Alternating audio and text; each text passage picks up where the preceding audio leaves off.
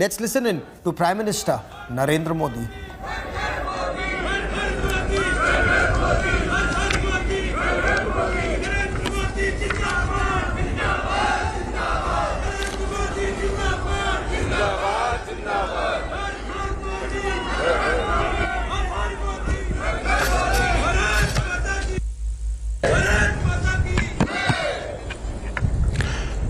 जय बाबा केदार,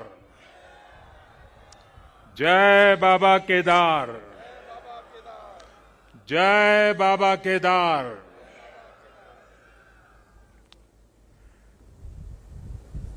दैवीय आभा से सुसज्जित इस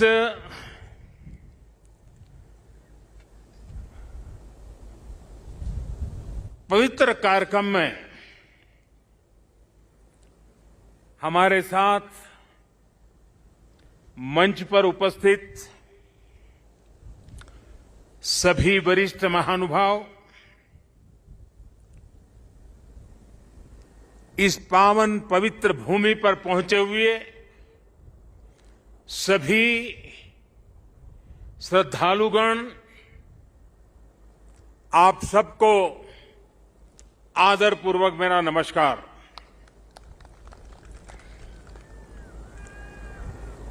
आज सभी मठों, सभी 12 ज्योतिर्लिंगों, अनेक शिवालय, अनेक शक्तिधाम, अनेक तीर्थ क्षेत्रों पर देश के गणमान्य महापुरुष, पूज्य संतगण, पूज्य शंकराचार्य परंपरा से जुड़े हुए सभी वरिष्ठ ऋषि मनीषी और अनेक श्रद्धालु भी देश के हर कोने में आज केदारनाथ की इस पवित्र भूमि के साथ, इस पवित्र माहौल के साथ सशरीर नहीं लेकिन आत्मिक रूप से वर्चुअल माध्यम से, टेक्नोलॉजी की मदद से वो वहां से हमें आशीर्वाद दे रहे हैं। आप सभी आदि शंकराचार्य जी की समाधि की पुनः स्थापना के साक्षी बन रहे हैं। ये भारत की आध्यात्मिक समृद्धि और व्यापकता का बहुत अलौकिक दृश्य है।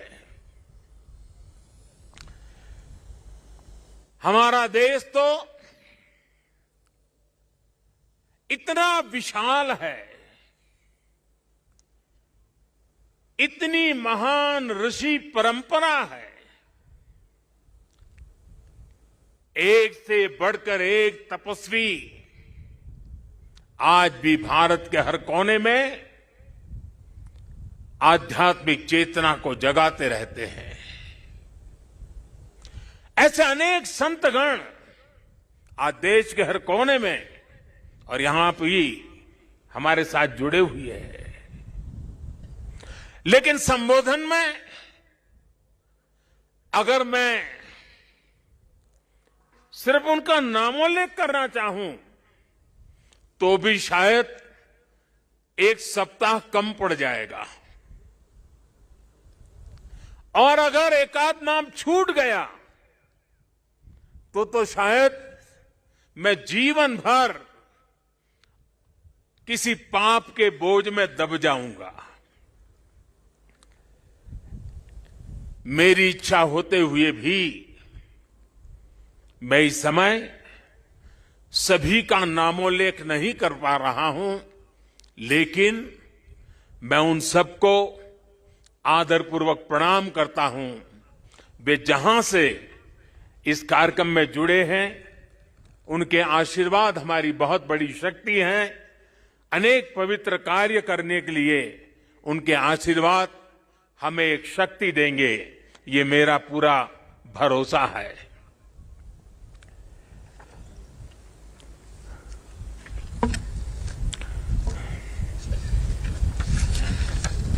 हमारे यहां कहा जाता है, आवाहनम न जानामि, न जानामि विसर्जनम, पूजाम चैव न जानामि क्षमस्व परमेश्वरम। इसलिए मैं हृदय से ऐसे सभी व्यक्तियों से माफी मांगते हुए इस पुण्य अवसर पर देश के कोने कोने से जुड़े शंकराचार्य, ऋषिगण, महान संत परंपरा के सभी अनुयायी, आप सबको यहीं से प्रणाम करके मैं आपका आशीर्वाद मांगता हूं।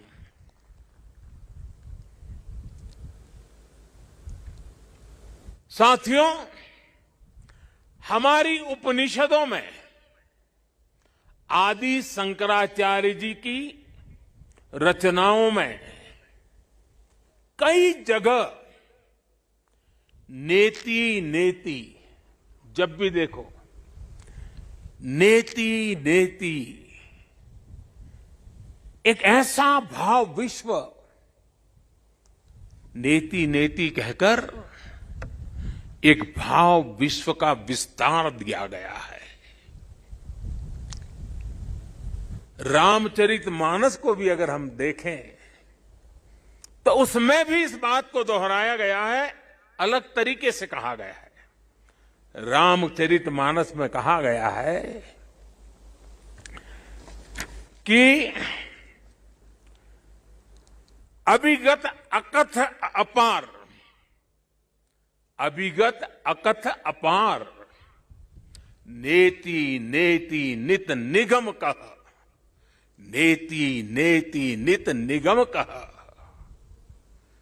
अर्थात कुछ अनुभव इतने अलौकिक, इतने अनंत होते हैं कि उन्हें शब्दों से व्यक्त नहीं किया जा सकता। बाबा केदारनाथ की शरण में आकर जब भी आता हूं, यहां के कण कण से जुड़ जाता हूं। यहां की हवाएं, ये हिमालय की चोटियां, ये बाबा केदार का सानिध्य न जाने कैसी अनुभूति की तरफ खींच के ले चला जाता है, जिसके लिए मेरे पास शब्द है ही नहीं। दीपावली के पवित्र पर्व पर कल मैं सीमा पर अपने सैनिकों के साथ था और आज तो ये सैनिकों की भूमि पर हूं। मैंने त्योहारों की खुशियां मेरे देश के जवान वीर सैनिकों के साथ बांटी। देशवासियों का प्रेम का संदेश, देशवासियों की उनके प्रति श्रद्धा, देशवासियों के उनके आशीर्वाद, 130 करोड़ आशीर्वाद लेकर के मैं कल सेना के जवानों के बीच गया था। और आज मुझे गोवर्धन पूजा के दिन, और गुजरात के लोगों के लिए तो आज नया वर्ष है,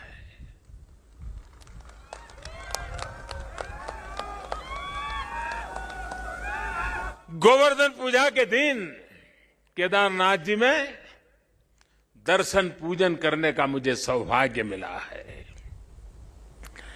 बाबा केदार के दर्शन के साथ ही अभी मैंने आदि शंकराचार्य जी की समाधि स्थान, वहां कुछ पल मैंने बिताए। एक दिव्य अनुभूति का वो पल था।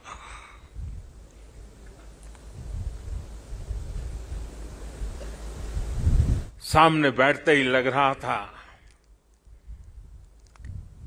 कि आदि शंकर की आंखों से वो तेज पुंज, वो प्रकाश पुंज प्रवाहित हो रहा है जो भव्य भारत का विश्वास जगा रहा है।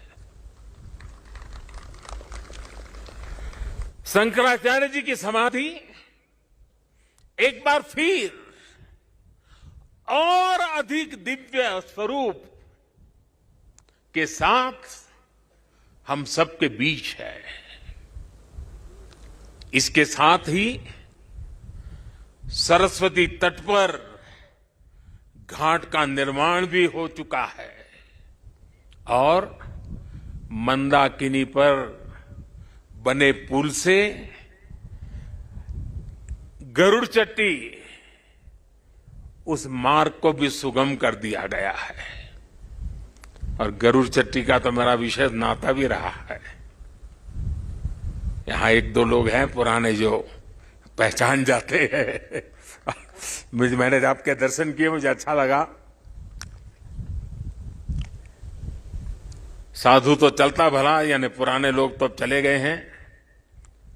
कुछ लोग इस स्थान को छोड़ के चले गए, कुछ लोग इस धरा को छोड़ करके चले गए। अब मंदाकिनी के किनारे बाढ़ से सुरक्षा के लिए जिस दीवार का निर्माण किया गया है, इससे श्रद्धालुओं की यात्रा अब और सुरक्षित होगी। तीर्थ पुरोहितों के लिए नए बने आवासों से उन्हें हर मौसम में सुविधा होगी। भगवान केदारनाथ की सेवा उनके लिए अब कुछ सरल होगी, कुछ आसान होगी। और मैंने तो पहले देखा है, कभी प्राकृतिक आपदा आ जाती थी तो यात्री यहां फंस जाते थे, तो इन पुरोहितों के घरों में ही एक एक कमरे में इतने लोग अपना समय बिताते थे। और मैं देखता था कि हमारे पुरोहित खुद बाहर ठंड में ठिठुरते थे, लेकिन अपने जो यजमान आते थे, जो अपने उनकी चिंता करते थे। मैंने सब देखा हुआ है, उनके भक्ति भाव को मैंने देखा हुआ है। अब उन मुसीबतों से उनको मुक्ति मिलने वाली है।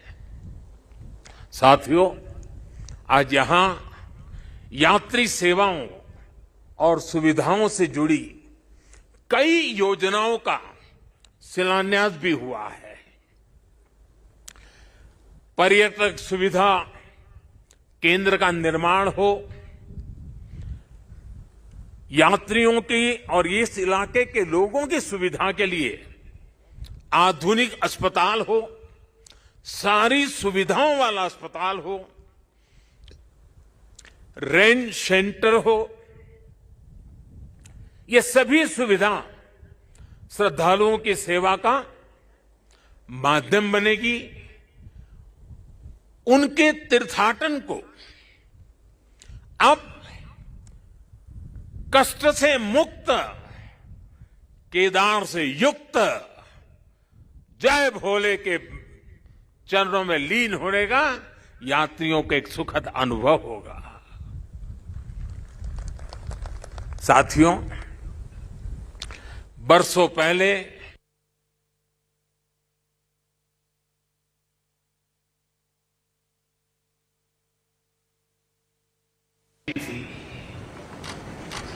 जिस तरह का कल्पनीय था, मैं मुख्यमंत्री तो गुजरात का था,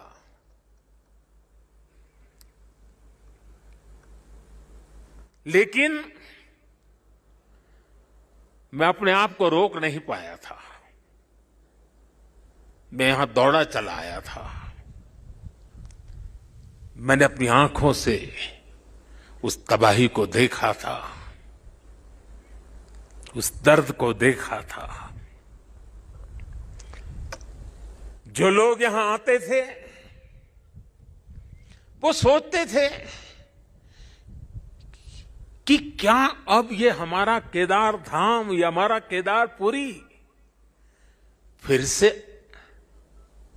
उठ खड़ा होगा क्या?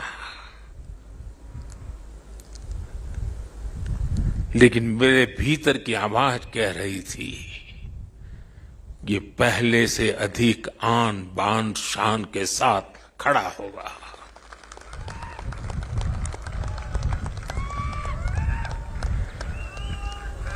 और ये मेरा विश्वास बाबा केदार के कारण था, आदि शंकर की साधना के कारण था, ऋषियों मुनियों की तपस्या के कारण था।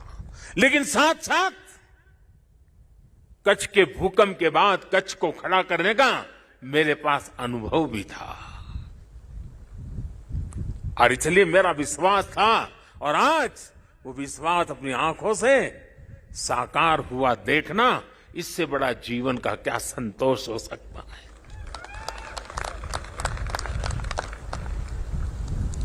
मैं इसे अपना सौभाग्य मानता हूं कि बाबा केदार ने, संतों के आशीर्वाद ने, इस पवित्र धरती ने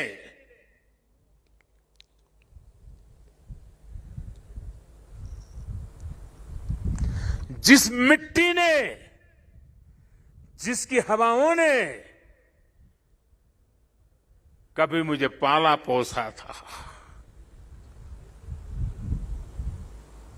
उसकी सेवा करने का सौभाग्य मिलना, इससे बड़ा जीवन का पुण्य क्या होता है।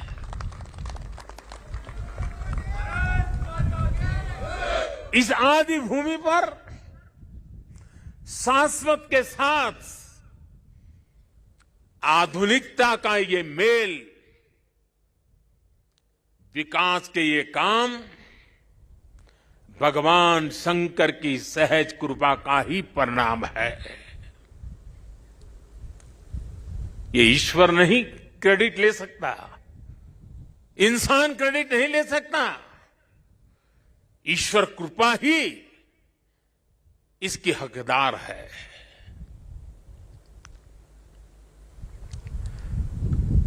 मैं इस पुनीत प्रयासों के लिए उत्तराखंड सरकार का, हमारे ऊर्जावान नौजवान मुख्यमंत्री धामी जी का, और इस कामों की जिम्मेदारी उठाने वाले सभी लोगों का भी आज हृदय से धन्यवाद करता हूं, जिन्होंने एड़ी चोटी का जोर लगा करके इस सपनों को पूरा किया है। मुझे पता है यहां बर्फबारी के बीच भी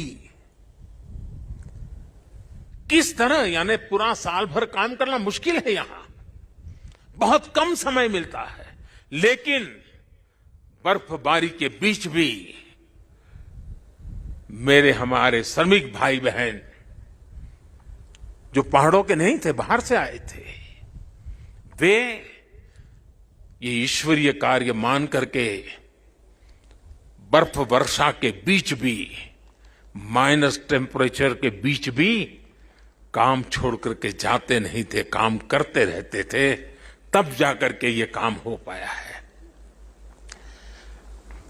मेरा मन यहां लगा रहता था, तो मैं बीच बीच में ड्रोन की मदद से, टेक्नोलॉजी की मदद से, मेरे दफ्तर से यहां का पूरा मैं या एक प्रकार से वर्चुअल यात्रा करता था। लगातार मैं उसकी बारीकियों को देखता था, काम कितना पहुंचा, महीने भर पहले कहां थे, इस महीने कहां पहुंचे, लगातार देखता था। मैं केदारनाथ मंदिर के सभी रावल और सभी पुजारियों का भी आज विशेष रूप से आभार प्रकट करना चाहता हूं, क्योंकि उनके सकारात्मक रवैये के कारण, उनके सकारात्मक प्रयासों के कारण और उन्होंने परंपराओं का जो हमारा मार्गदर्शन करते रहे, उसके कारण हम इस पुरानी विरासत को भी बचा पाए और आधुनिकता भी ले पाए। और इसके लिए मैं इन पुजारियों का, रावल परिवारों का हृदय से आभार व्यक्त करता हूं। आदि शंकराचार्य जी के विषय में हमारे विद्वानों ने कहा है, शंकराचार्य जी के लिए हर विद्वान ने कहा है, शंकरो शंकरः साक्षात, अर्थात आचार्य शंकर साक्षात भगवान शंकर का ही स्वरूप थे।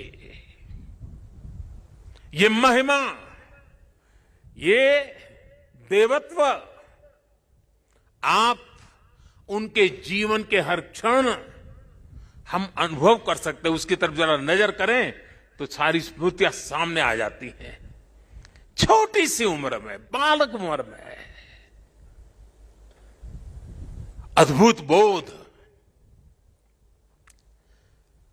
बाल उम्र से ही शास्त्रों का, ज्ञान का, विज्ञान का निरंतर चिंतन, और जिस उम्र में एक साधारण मानवी साधारण रूप से संसार की बातों को थोड़ा देखना समझना शुरू करता है, थोड़ी जागृति का प्रारंभ होता है, उस उम्र में वो वेदांत की गहराई को, उसके गुढ़ार्थ को, सांगोपांग विवेचन, उसकी व्याख्या अविरत रूप से किया करते थे। ये शंकर के भीतर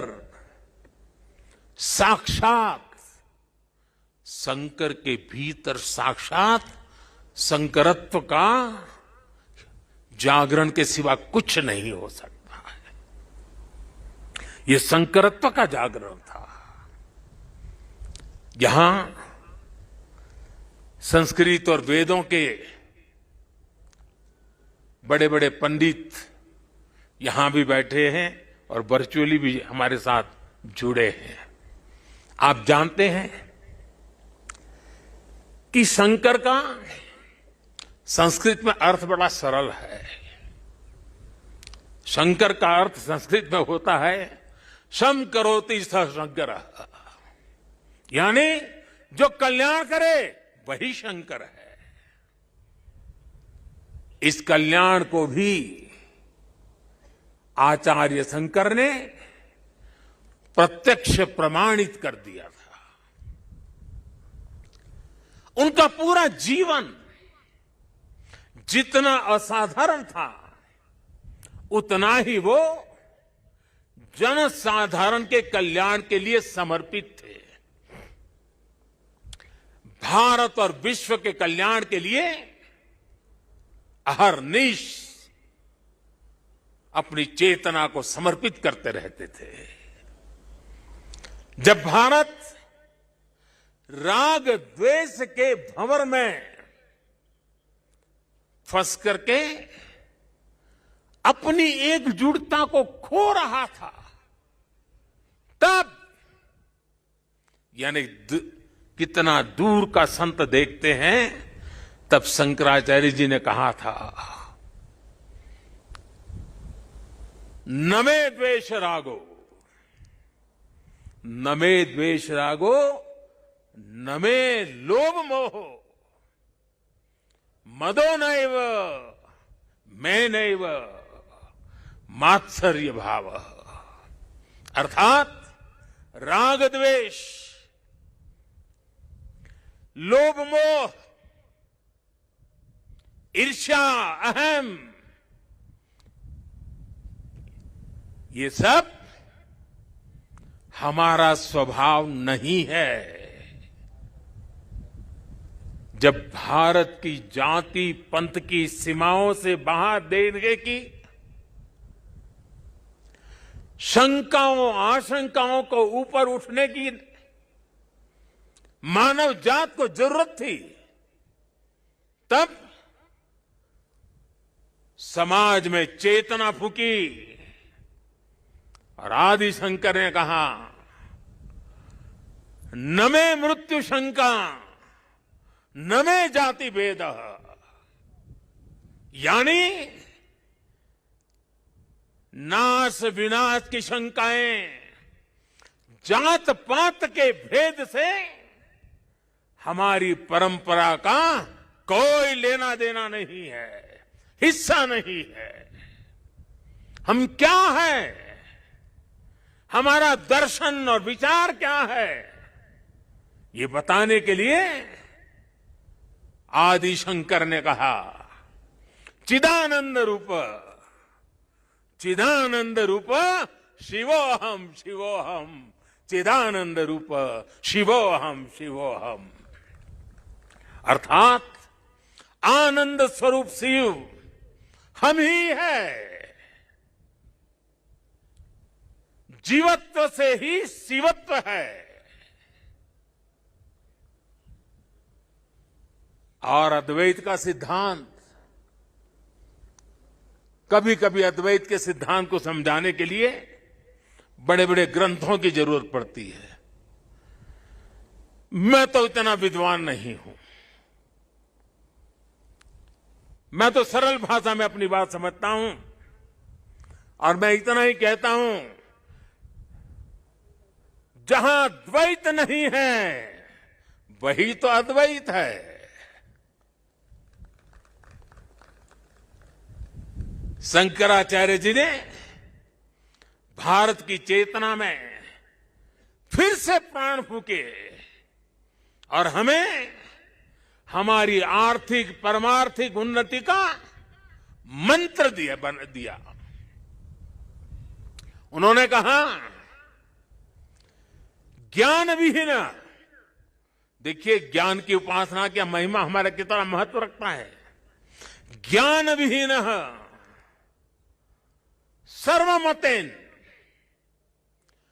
मुक्तिम न भजति जन्म शतेन, यानी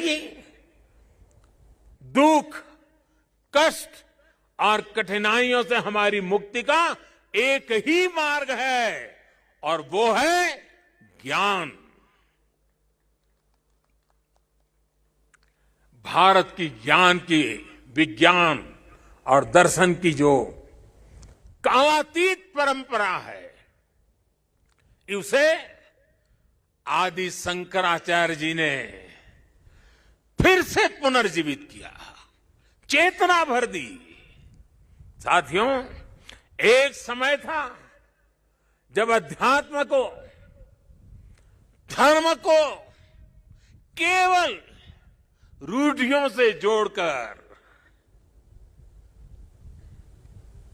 कुछ ऐसी गलत मर्यादा और कल्पनाओं में जोड़कर देखा जाने लगा था। लेकिन भारतीय दर्शन तो मानव कल्याण की बात करता है। जीवन को पूर्णता के साथ, होलिस्टिक अप्रोच के साथ, होलिस्टिक वे में देखता है। आदि शंकराचार्य जी ने समाज को इस सत्य से परिचित कराने का काम किया। उन्होंने पवित्र मठों की स्थापना की, 4 धामों की स्थापना की, 12 ज्योतिर्लिंगों का पुनर्जागृति का काम किया। उन्होंने सब कुछ त्याग कर देश, समाज और मानवता के लिए जीने वालों की एक सशक्त परंपरा खड़ी की। आज उनके अधिष्ठान भारत और भारतीयता का एक प्रकार से संबल, पहचान बने हुए हैं। हमारे लिए धर्म क्या है, धर्म और ज्ञान का संबंध क्या है? और इसीलिए तो कहा गया है, अथा तो ब्रह्म जिज्ञासा, अथा तो ब्रह्म जिज्ञासा। इसका मंत्र देने वाली उपनिषदीय परंपरा क्या है? तो हमें पल प्रतिपल प्रश्न करना सिखाती है। और तभी तो बालक नचिकेता यम के दरबार में जाकर के यम की आंख में आंख मिलाकर के पूछ देता है, यम को पूछ देता है, व्हाट इज डेथ? मृत्यु क्या है बताओ? प्रश्न पूछना, ज्ञान अर्जित करना, अथा तो धर्म जिज्ञासा। हमारी इस विरासत को हमारे मठ हजारों सालों से जीवित रखे हुए हैं, उसे समृद्ध कर रहे हैं। संस्कृत हो, संस्कृत भाषा में वैदिक गणित जैसे विज्ञान हो, इस मठों ने, हमारे शंकराचार्य की इस परंपरा ने इन सब का संरक्षण कर पीढ़ी दर पीढ़ी मार्ग दिखाने का काम किया है। मैं समझता हूं आज के इस दौर में आदि शंकराचार्य जी का सिद्धांत और ज्यादा प्रासंगिक हो गए हैं। साथियों, हमारे यहां सदियों से 4 धाम यात्रा का महत्व रहा है। 12 ज्योतिर्लिंग के दर्शन की, शक्तिपीठों के दर्शन की, अष्टविनायक जी के दर्शन की, ये सारी यात्रा की परंपरा, ये तीर्थाटन हमारे यहां जीवन काल का हिस्सा माना गया है। ये तीर्थाटन हमारे लिए सिर्फ सैर सपाटा पर्यटन भर नहीं है, ये भारत को जोड़ने वाली, भारत का साक्षात कराने वाली एक जीवंत परंपरा है। हमारे यहां हर किसी को, कोई भी व्यक्ति होगा, उसकी इच्छा होती है कि जीवन में कम से कम एक बार 4 धाम जरूर हो लें, 12 ज्योतिर्लिंग का दर्शन जरूर कर ले, मां गंगा में एक बार डुबकी जरूर लगा दे। पहले हम घर में बच्चों को शुरू से ही सिखाते थे, परंपरा थी। बच्चों को घर में सिखाया जाता था, सौराष्ट्रे सोमनाथ च श्रीशैले मल्लिकार्जुनम, बचपन में सिखाया जाता था। 12 ज्योतिर्लिंग का ये मंत्र घर बैठे बैठे एक बृहत भारत का, विशाल भारत का हर दिन यात्रा करा देता था। बचपन से ही देश के इस अलग अलग हिस्सों से जुड़ाव एक सहज संस्कार बन जाता था। ये आस्था, ये विचार पूरब से पश्चिम तक, उत्तर से दक्षिण तक भारत की एक जीवित इकाई में बदल देता है। राष्ट्रीय एकता की ताकत को बढ़ाने वाला एक भारत श्रेष्ठ भारत का भव्य दर्शन सहज जीवन व्यवस्था का हिस्सा था। बाबा केदारनाथ के दर्शन करके हर श्रद्धालु एक नई ऊर्जा लेकर जाता है। साथियों, आदि शंकराचार्य की विरासत को, इस चिंतन का आज देश अपने लिए एक प्रेरणा के रूप में देखता है। अब हमारी संस्कृति के, हमारी इस विरासत को, आस्था के केंद्रों को इसी गौरव भाव से देखा जा रहा है जैसा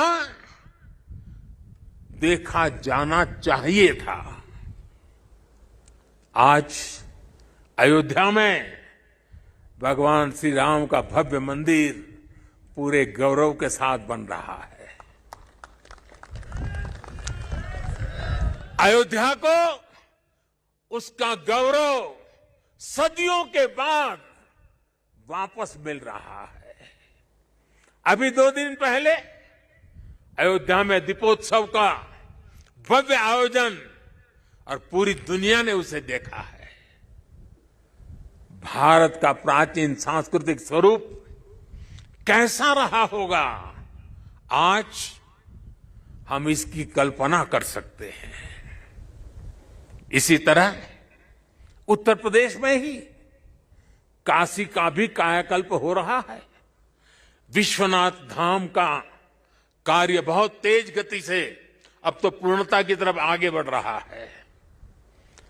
बनारस में सारनाथ, नजदीक में कुशीनगर, बोध गया, यहां सब जगह पे एक बुद्ध सर्किट के अंतर्राष्ट्रीय पर्यटन को आकर्षित करने के लिए, विश्व के बुद्ध के भक्तों को आकर्षित करने के लिए एक बहुत तेजी से काम चल रहा है। भगवान राम से जुड़े जितने भी तीर्थ स्थान हैं, उनको भी जोड़ करके एक पूरा सर्किट बनाने का काम भी आज चल रहा है।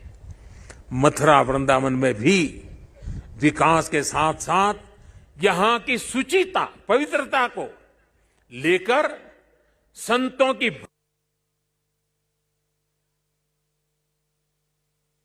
आधुनिकता की तरफ मोड़ दिया जा रहा है। इतना सब आज इसलिए हो रहा है क्योंकि आज का भारत आदि शंकराचार्य जैसे हमारे मनीषियों के निर्देशों में श्रद्धा रखते हुए, उस पर गौरव करते हुए आगे बढ़ रहा है। साथियों, इस समय हमारा देश आजादी का अमृत महोत्सव भी मना रहा है।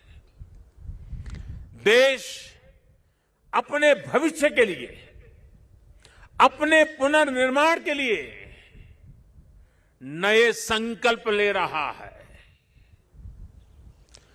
अमृत महोत्सव के इस संकल्पों में से आदि शंकराचार्य जी को हम एक प्रकार से अपनी बहुत बड़ी प्रेरणा के रूप में देख सकते हैं। अब देश अपने लिए बड़े लक्ष्य तैयार करता है। कठिन समय और सिर्फ समय नहीं, समय की सीमा भी हम निर्धारित करते हैं। तो कुछ लोग कहते हैं कि इतने कम समय में ये सब कैसे होगा। कभी कभी लोग ये भी कहते हैं, अरे यार होगा भी कि नहीं होगा। और तब मेरे भीतर से एक ही आवाज आती है, 130 करोड़ देशवासियों की आवाज मुझे सुनाई देती है और मेरे मुंह से यही निकलता है, एक ही बात निकलती है, समय के दायरे में बंधकर भयभीत होना अब भारत को मंजूर नहीं है।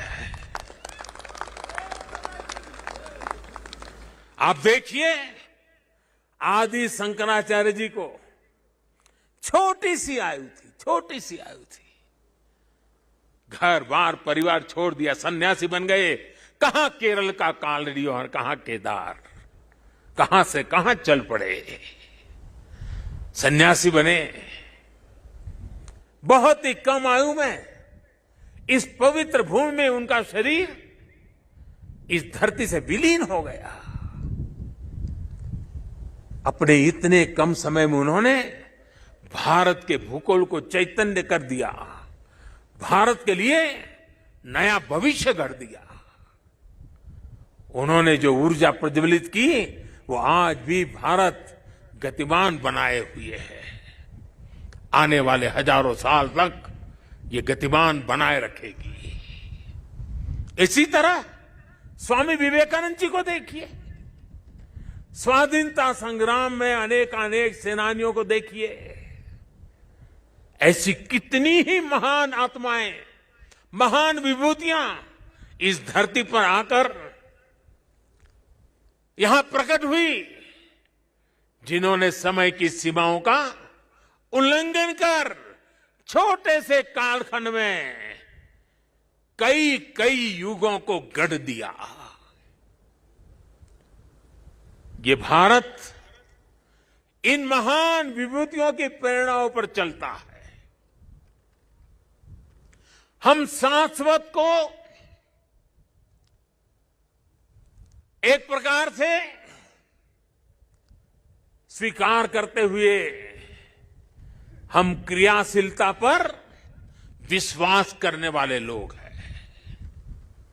इसी आत्मविश्वास को लेकर देश आज इस अमृत काल में आगे बढ़ रहा है। और ऐसे समय में मैं देशवासियों से एक और आग्रह करना चाहता हूं। स्वाधीनता संग्राम से जुड़े ऐतिहासिक स्थानों को देखने के साथ साथ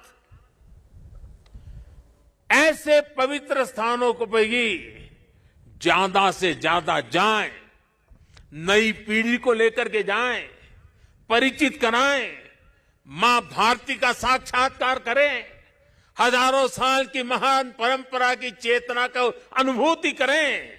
आजादी के अमृत काल में स्वतंत्रता आजादी का यह भी एक महोत्सव हो सकता है। हर हिंदुस्तानी के दिल में, हिंदुस्तान के हर कोने कोने में, हर कंकर कंकर में शंकर का भाव जग सकता है। और इसलिए निकल पड़ने का ये समय है।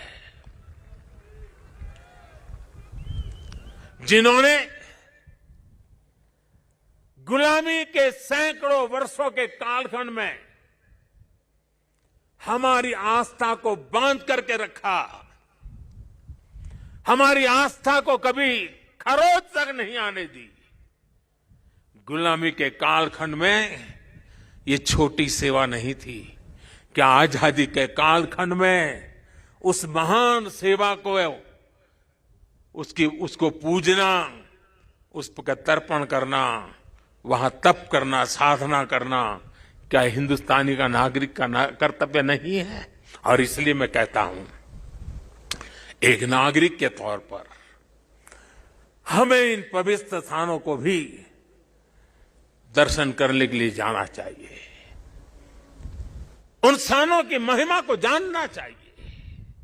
साथियों, देवभूमि के प्रति असीम श्रद्धा रखते हुए, यहां की असीम संभावनाओं पर विश्वास करते हुए आज उत्तराखंड की सरकार यहां विकास के महायज्ञ से जुड़ी है, पूरी ताकत से जुड़ी है।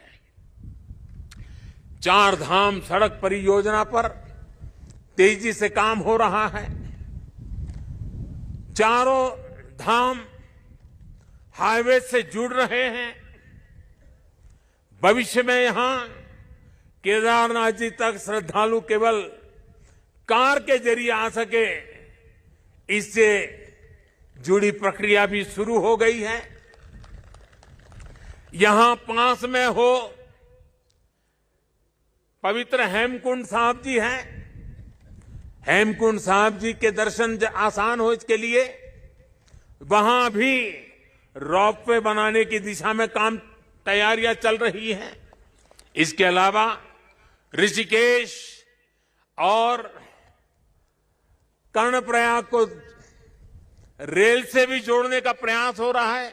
अभी मुख्यमंत्री जी कहते थे पहाड़ के लोगों को तो रेल देखना भी दुष्कर होता है, अब रेल पहुंच रही है। दिल्ली देहरादून हाईवे ये बनने के बाद देहरादून से दिल्ली आने वालों के लिए समय और कम हो जाने वाला है। इस सब कामों को उत्तराखंड के पर्यटन को बहुत बड़ा लाभ मिलने वाला है। और मेरे शब्द उत्तराखंड के लोग लिख करके रखे, जिस तेज गति से इंफ्रास्ट्रक्चर बन रहा है, पिछले 100 साल में जितने यात्री यहां आए हैं ना, आने वाले 10 साल में उससे भी ज्यादा आने वाले हैं। आप कल्पना कर सकते हैं यहां की अर्थव्यवस्था को कितनी बड़ी ताकत मिलने वाली है। 21वीं शताब्दी का तीसरा दशक ये उत्तराखंड का दशक है। मेरे शब्द लिख के रखिए, मैं पवित्र धरती पर से बोल रहा हूं। हाल के दिनों में हमने सभी ने देखा है कि किस किस तरह 4 धाम यात्रा आने वाले श्रद्धालुओं की संख्या लगातार रिकॉर्ड तोड़ रही है। और ये कोविड न होता तो न जाने ये संख्या कहां से कहां पहुंच गई होती। उत्तराखंड में मुझे ये भी बहुत खुशी हो रही है, खासकर मेरी माताएं बहनें, और पहाड़ में तो माताओं बहनों की ताकत का एक अलग ही सामर्थ्य होता है। जिस प्रकार से उत्तराखंड के छोटे छोटे स्थानों पर प्रकृति की गोद में होम स्टे का नेटवर्क बन रहा है, सैकड़ों होम स्टे बन रहे हैं। माताएं बहनें और लोग भी जो यात्री आते हैं वे भी होम स्टे को पसंद करने लगे हैं। रोजगार भी मिलने वाला है, स्वाभिमान से जीने का अवसर भी मिलने वाला है। यहां की सरकार जिस तरह विकास के कार्यों में जुटी है, इसका और एक लाभ हुआ है। यहां वरना तो हम हमेशा सुनते थे पहाड़ का पानी और पहाड़ की जवानी कभी पहाड़ के काम आती नहीं। मैंने इस बात को बदला है, अब पानी भी पहाड़ को काम आएगा, जवानी भी पहाड़ को काम आएगी। पलायन रुकना है, एक के बाद एक जो निर्णय हो रहे हैं, पलायन रुकना है। मान के चलिए साथियों, मेरे नौजवान दोस्तों, ये दशक आपका है, उत्तराखंड का है, उज्जवल भविष्य का है। बाबा केदार के आशीर्वाद हमारे साथ है। ये देवभूमि, मातृभूमि की रक्षा करने वाले अनेकों वीर बेटे बेटियों की ये जन्मस्थली भी है। यहां का कोई घर, कोई गांव ऐसा नहीं है जहां पराक्रम की कोई गाथा का परिचय न हो। आज देश जिस तरह अपनी सेनाओं का आधुनिकीकरण कर रहा है, उन्हें आत्मनिर्भर बना रहा है, उससे हमारे वीर सैनिकों की ताकत और बढ़ रही है। आज उनकी जरूरत को, उनकी अपेक्षाओं को, उनके परिवार की आवश्यकताओं को बहुत प्राथमिकता देकर के काम किया जा रहा है।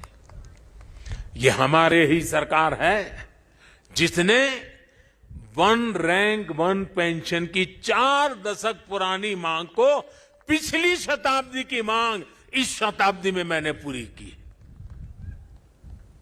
मुझे संतोष है, मेरे देश की सेना के जवानों के लिए मुझे सेवा करने का मौका मिला। इसका लाभ तो उत्तराखंड के करीब करीब हजारों परिवारों को मिला है, निवृत्त सैनिक परिवारों को मिला हुआ है।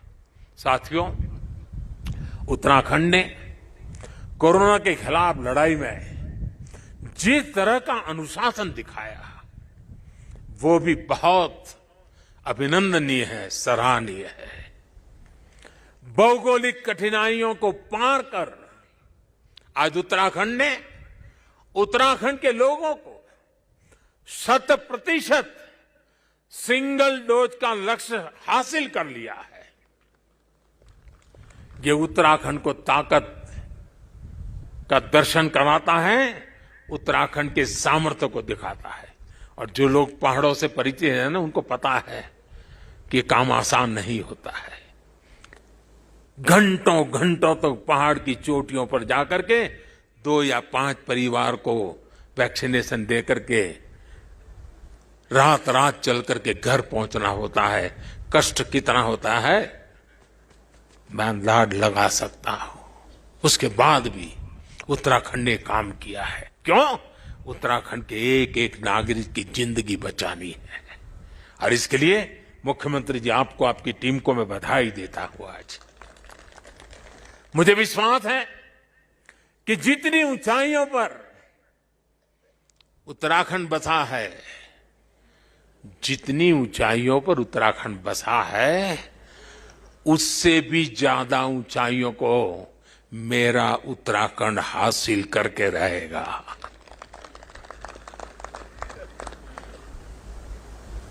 बाबा केदार की भूमि से, आप सबके आशीर्वाद से, देश के कोने कोने से संतों के, महंतों के, ऋषियों के, मुनियों के, आचार्यों के आशीर्वाद के साथ आज इस पवित्र धरती से अनेक संकल्पों के साथ हम आगे बढ़े। आजादी के अमृत महोत्सव में देश को नई ऊंचाई पर ले जाने का संकल्प हर कोई करे। दिवाली के बाद एक नया उमंग, नया प्रकाश, नई ऊर्जा हमें नया करने की ताकत दें। मैं एक बार फिर भगवान केदारनाथ के चरणों में, आदि शंकराचार्य जी के चरणों में प्रणाम करते हुए आप सभी को मैं एक बार फिर दिवाली के इस महापर्व से लेकर के छठ पूजा तक अनेक पर्व आ रहे हैं, अनेक पर्वों के लिए अनेक अनेक शुभकामनाएं देता हूं। मेरे साथ प्यार से बोलिए, भक्ति से बोलिए, जी भर करके बोलिए, जय केदार, जय केदार, जय केदार। धन्यवाद। आपका बहुत बहुत धन्यवाद माननीय प्रधानमंत्री जी।